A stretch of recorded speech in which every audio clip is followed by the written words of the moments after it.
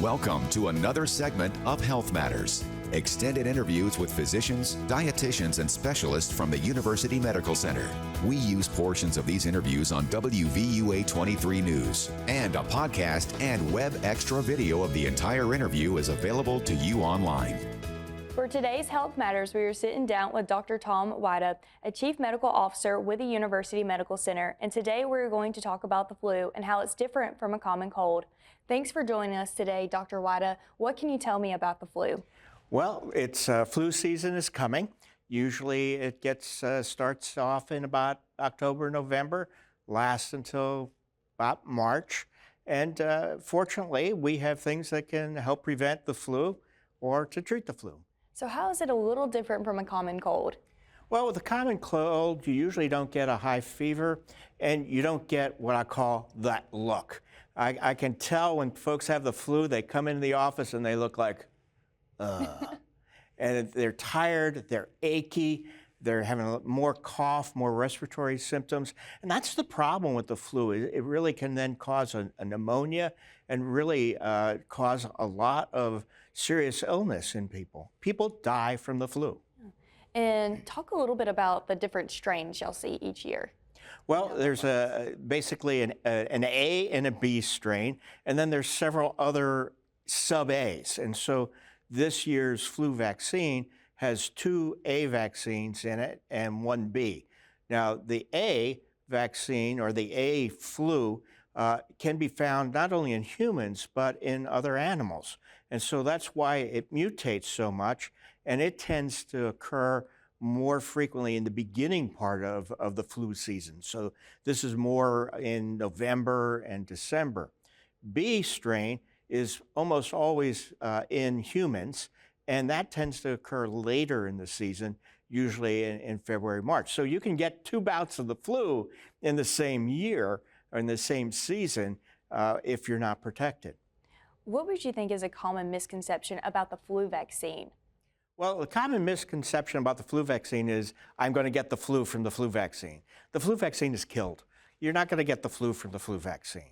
You may feel a little achy for a few days, a little feverish for a few days. That's your body recognizing that there is something foreign in their body and is creating the protective mechanisms to prevent you from getting the flu later on. Now, no vaccine is 100% effective, but it does markedly decrease your chance of ending up in the hospital or dying from the flu.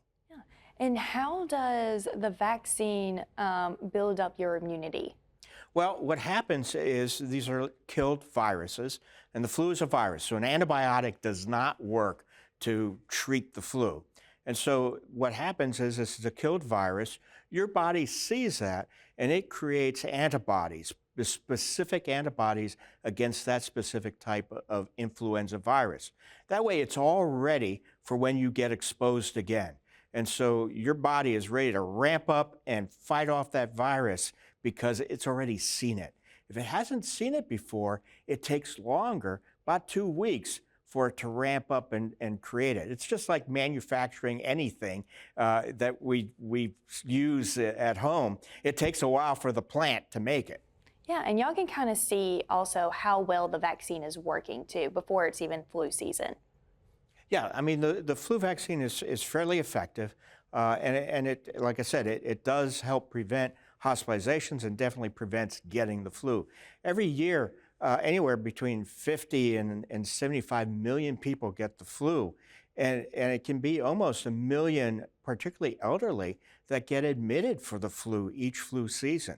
Last year, there were about 216 children who died from the flu. Wow. Going into this flu season, what does everybody need to know, or what some things not to look forward to, but to know that's coming out this next season?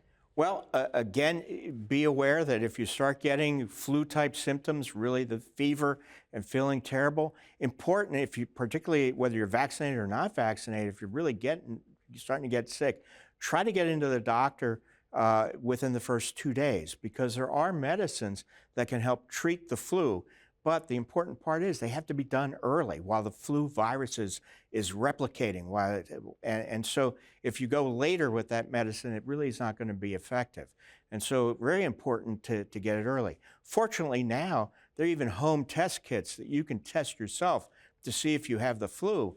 And so if you're starting to get symptoms, cold, fever, congestion, cough, that body ache, that look, you can even test yourself. Get a kit from the pharmacy, test yourself. If you have the flu, then talk to the doc and see if you can get medicine for it. But again, prevention, an ounce of prevention is worth a pound of cure, as Benjamin Franklin said. Yeah.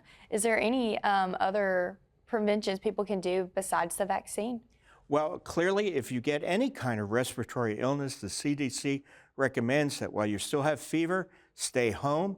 Don't go back to work or back to school until you've been fever-free without medicines that help reduce fever for 24 hours. And then ideally, to either provide separation for the next 5 days or wear a mask so you don't spread this to somebody else. Because with the flu, like with most viruses, not only is it infectious about a day before you get the symptoms, but it still can be infectious for a few days after your fever breaks, although not as bad as when you have the fever. Was there anything that I haven't asked that you would just like to add? Well, I would say as flu season is coming and October is coming with Halloween, give flu the boo-hoo and get your flu shot.